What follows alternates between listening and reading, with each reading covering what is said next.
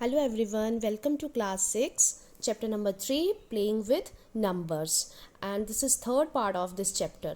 Today I am going to discuss with you few questions of 3.2 exercise. We already had discussed about prime numbers and composite numbers, and some questions are also solved.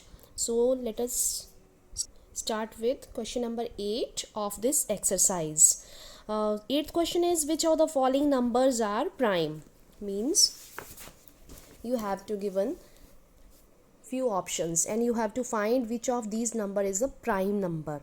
First option is 23, second is 51, third is 37, and fourth is 26. And you know that factors of 23 is 1 and 23 only, therefore it is prime number. 51 is a composite number because its factors are 1, 3, 17, because 17 threes are 51 and 51 itself, so it is composite number. Now next is 37. 37 also have only two factors, that is 1 and 37 itself, so it is a prime number. And last is 26. 26 and factors of 26 are 1, 2, 13 and 26. So only 23 and 37 are prime numbers out of these numbers. Now next, ninth question is, write 7 consecutive composite numbers less than 100 so that there is no prime number between them. Means we have to write 7 consecutive composite numbers. Consecutive means coming one by one. For example, 1 2 3 4 5 6 7, these are consecutive numbers. And composite means who have factors more than 2. So consecutive numbers are 90, 91, 92, 93, 94, 95 and 96. These all numbers are composite numbers, means these all have factors more than 2 factors, and all are consecutive. Consecutive means regular in counting, one by one. 90, then 91, then after 91 there is 92, after 92 there is 93, लगातार आने वाले numbers हैं ये. Now next 10th question is, express each as sum of 3 odd prime numbers. Means you have to given some numbers and you can express them as sum of 3 odd primes. For example, 21 can be written as 3 plus 5 plus 13. All these 3 are odd numbers and prime numbers, and their sum is 21. Similarly, you have to write for 31, ये आपके लिए homework है. 31 को भी आप ऐसे ही 3 consecutive prime 3 odd prime में लिखोगे, 53 और 61 को भी. Now next 11th question is, right 5 pairs of prime numbers less than 20 whose sum is divisible by 5. Means you have to write 5 pairs. Pairs means 2 numbers. 5 pairs of prime numbers. Prime भी होने चाहिए, दो numbers होने चाहिए, 20 से कम होने चाहिए और 5 से डिविजिबल होने चाहिए. So let us take first 2 and 3. अगर हम 2 and 3 का पेयर लेते हैं, 2, 3 फर्स्ट पेयर 2, 3 मीन्स 2 plus 3 को अगर हम ऐड करें तो 5 आता है, and 5 is divisible by 5. This condition is satisfied. Next हमने ले लिया एग्जाम्पल 2 और 13 का पेयर ले लिया, 2 and 13. Now 2 plus 13 is 15, that is also divisible by 5. Now next pair is 5. Next pair is 7 and 13. 7 plus 13 is equals to 20, and 20 is divisible by 5. Now last question is question number 12 is fill in the blank, which is homework for you.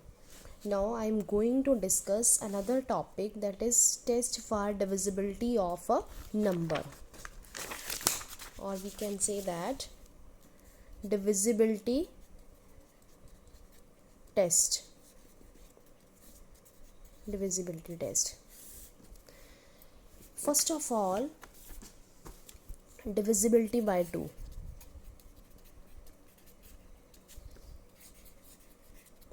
Bye 2। अब आपको पता होगा, आपने 4th या 5th class में भी पढ़ा होगा कि 2 से कौन से नंबर्स डिवाइड होते हैं। All even numbers are divisible by 2। Divisible test में आपको यही बताना है कि कौन से नंबर 2 से डिवाइड होते हैं। डिविजिबिलिटी बाय 3 में आपको बताना है कौन से नंबर 3 से डिविजिबल होते हैं। डिविजिबिलिटी बाय 4 से आपको बताना है 4 से कौन से नंबर डिवाइड होते हैं। सो let us start with divisibility bye 2। Then we can say that all the even numbers are divisible by 2, or we can also say that any number whose unit digit means last digit, unit digit is either 0, 2, 4, 6, 8। जिनके भी last में 0, 2, 4, 6 या 8 आएगा वो सारे number 2 से divisible होते हैं। फॉर एग्जाम्पल 148, अब इसके लास्ट में 8 है, मीन्स ये नंबर 2 से डिवाइड होता है। कैसे होता है डिवाइड, देखिए ये 2 से मैंने इसको डिवाइड किया तो कितना आ जाएगा, 2 7 ज़ा 14, 8 2 4 ज़ा 8, हो गया ना फुली डिवाइड। 0 रिमाइंडर आ गया हमारे पास, मीन्स जिसके भी लास्ट में 0, 2, 4, 6 या 8 आएगा वो नंबर्स आपके 2 से डिवाइड होंगे। ये डेफिनेशंस जो मैं आपको लिखवा रही हूँ ये भी आपने कॉपी पे लिखनी है, फिर कॉपी पे। नाउ नेक्स्ट इज डिविजिबिलिटी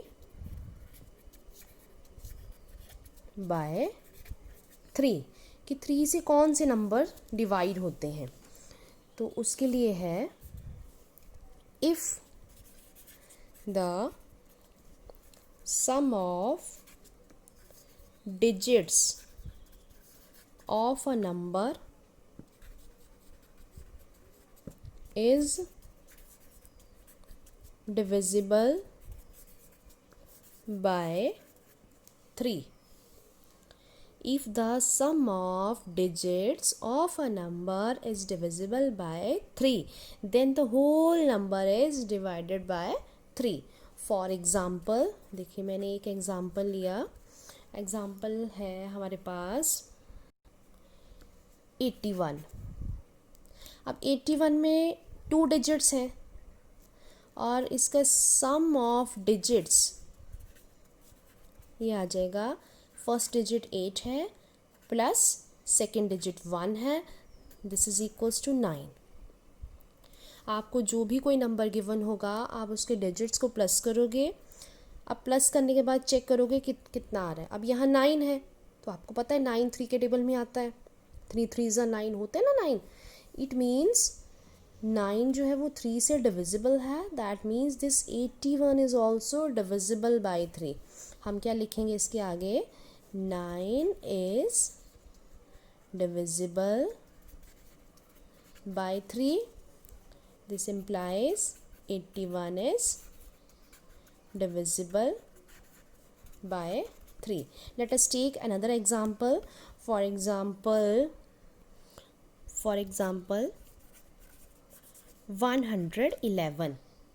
111 में सबसे पहले सम ऑफ डिजिट्स, कौन कौन से डिजिट्स हैं इसमें, 1 + 1 + 1, तीनों को ऐड करके कितना आया, 3।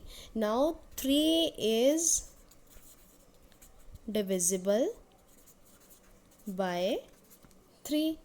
It means 111 is also divisible by 3।